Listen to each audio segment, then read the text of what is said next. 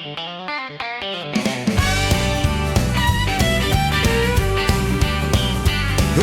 the top guy in the club?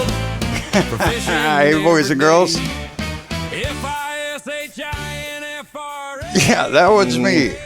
Owner of Fishin Frank's Bait and Tackle, located right here in Charlotte Harbor, Port Charlotte.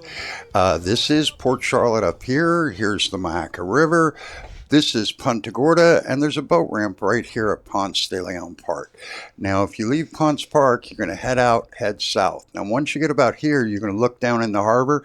You're going to see some big, tall high-rises. They're brown colored.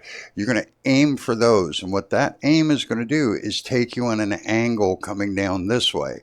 And as we get closer, you're going to see nothing but trees all this way until you see your first houses back in the trees. When you're coming by, you'll see that house, and then you'll turn in. You're going to find channel markers getting you through the bar. As you go in, go about 100 yards past the bar, and now we're going to start going north. We're going to go up 8-9 islands north, and we're going to end up at Silcox Key. I think it's a little further up. Let's see. Is it that one? No, it's this one right here. Are you on Silcox? Yes, you are. This is the shoreline I want to talk about today. So we got a little extension here, a little bit of deep water on the end.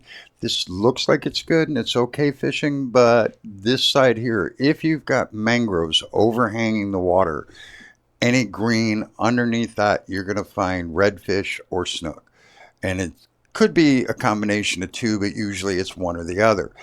What I need here is a very shallow diving lure, and I need it shiny. I want it to look like a white bait. And one of the better ones for that is the 3DS F1135 HHAY.